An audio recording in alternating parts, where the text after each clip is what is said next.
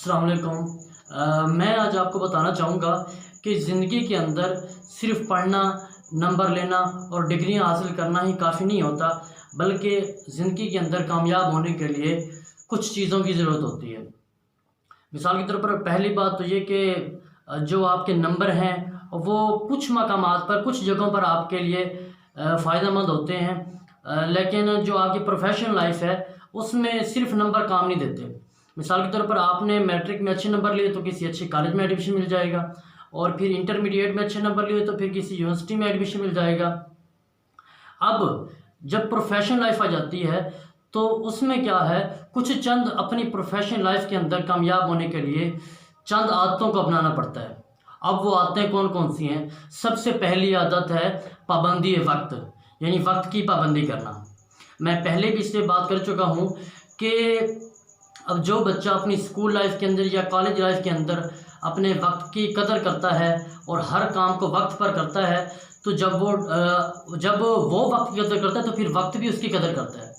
جب وقت اسے، جو وقت میں محنت کرتا ہے، وقت ہر کام کو اس کے وقت پر کرتا ہے، تو جب وہ ڈاکٹر یا انجینئر بن جاتا ہے تو لوگ بھی اس سے ملنے کے لیے ٹائم مانگتے ہیں اور پھر ٹائم بھی اس کی قدر کرتا ہے۔ تو جو بندہ اپنی ابھی تو ہمیں محسوس ہوتا ہے کہ اسکول لائف کے اندر یا کالج لائف کے اندر کہ چلے یار کوئی بات نہیں، ہم نے لیکچر مس کر دیا، یا ہم اسکول یا کالج لیٹ پہنچ گئے، یا ہم نے آج کا کام نہیں کیا، کل کریں گے، تو ابھی ہمیں محسوس نہیں ہوتا۔ لیکن جب ہم اپنی پروفیشنل لائف کے اندر جائیں گے تو تب ہمیں یہ چیز محسوس ہوگی کہ ہم نے بھی وقت کی قدر نہیں کی تھی تو وقت نے بھی ہمیں ٹھوکریں ماری۔ دوسری چیز کیا ہے؟ دوسری چیز صفائی ہے۔ صفائی کا کیا مطلب ہے کہ ہماری بیرونی صفائی بھی اور اندرونی صفائی بھی۔ بیرونی صفائی کیا ہے کہ میں یہ کہتا ہوتا ہوں کہ آپ چاہے جتنے پڑھے لکھے ہیں، ٹاپ کلاس کے انجینئر ہیں، ڈاکٹر ہیں، آپ کسی بھی جگہ جابس کے لیے جاتے ہیں تو اگر آپ صرف آپ کے پاس نمبر ہیں، آپ ویل پرسنالٹی نہیں ہیں، یعنی نیٹ اینڈ کلین نہیں ہیں، تو کوئی بھی آپ کو دفتر کے اندر جانے ہی نہیں دے گا۔ تو یہ جو ویل اینڈ ڈیولپ، ویسے بھی کہا گیا ہے کہ اسلام میں بھی ہے کہ صفائی نصف ایمان ہے، تو یہ صفائی بھی جو ہے نا، اور یہ بھی ہے کہ ایک صحت مند انسان میں ایک صحت مند دماغ ہوتا ہے۔ یہ تو ہوگی اس کی بیرونی صفائی۔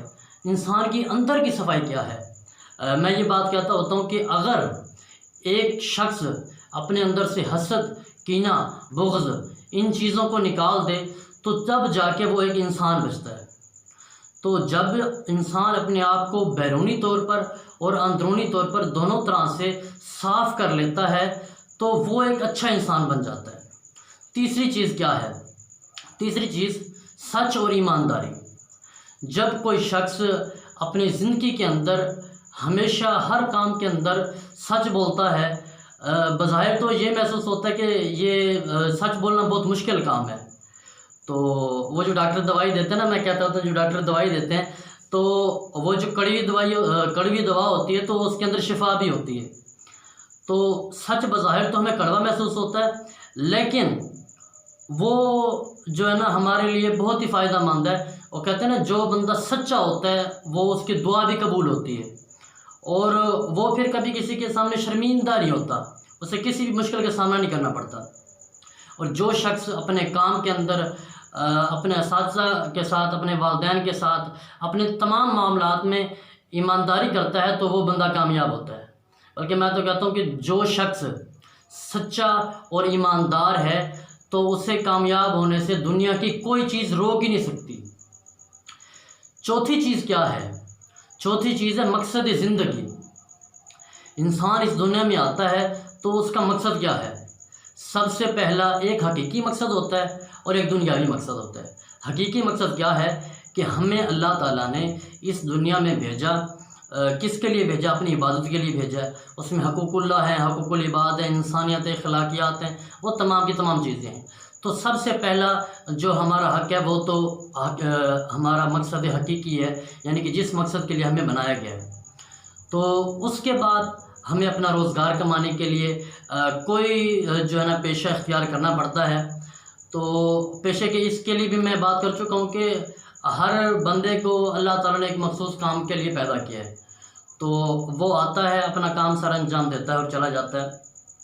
اب وہ شخص اپنا جو اس کے ذمہ کام ہے وہ اس کا مقصد ہے، اب وہ اس مقصد کو پہلے تلاش کرے کہ مجھے بنایا کس چیز کے لیے گیا ہے۔ میں پہلے اس میں بات کر چکا ہوں کہ یار جس بندے کو اپنی منزل کا پتہ ہوتا ہے نا، تو وہ درمیان میں آنے والی رکاوٹوں کو، چھوٹی چھوٹی باتوں کو نہیں دیکھتا، چھوٹی چھوٹی مشکلات کو نہیں دیکھتا۔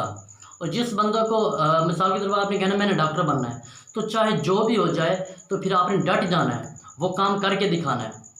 اور آپ نے کوئی اور چیز بننا ہے، آپ کی ڈیسائیڈ ہو، آپ کا کوئی پیشن ہو۔ میں کہتا ہوں کہ پیشن اور پروفیشن ایک چیز ہو تو پھر بندہ جو ہے نا ایمانداری سے کام کرتا ہے۔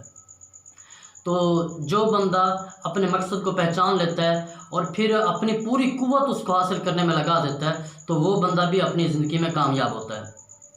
تو سب سے پہلے اپنا مقصد تلاش کریں کہ مجھے کس مقصد کے لیے، کس کام کے لیے بنایا گیا ہے۔ اس کے بعد کیا چیز ہے کہ انسان کے اندر خود اعتمادی کیا ہے؟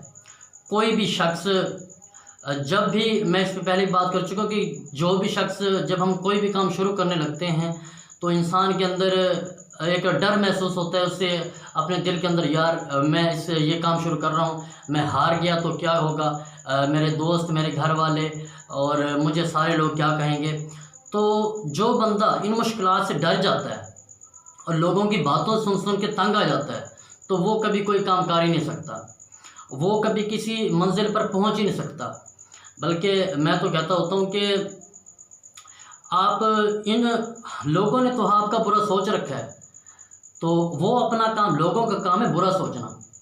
وہ کوئی بھی کام آپ کریں گے نا تو اس میں ضرور آپ پر باتیں کریں گے، یار یہ کام آپ کر رہے ہو، آپ سے نہیں ہو سکتا، آپ نے یار ممکن، میں کہتا تھا کہ ممکن کو تو ہم نے، جو چیز ممکن ہے ظاہر سی بات ہے وہ تو ہر کوئی کر لیتا ہے، ہم نے ناممکن کو ممکن بنانا ہے اور یہ انسان کر سکتا ہے، انسان کے بس میں ہے، کیونکہ انسان تو وہ ہے جس نے کائنات کو مسخر کر دیا۔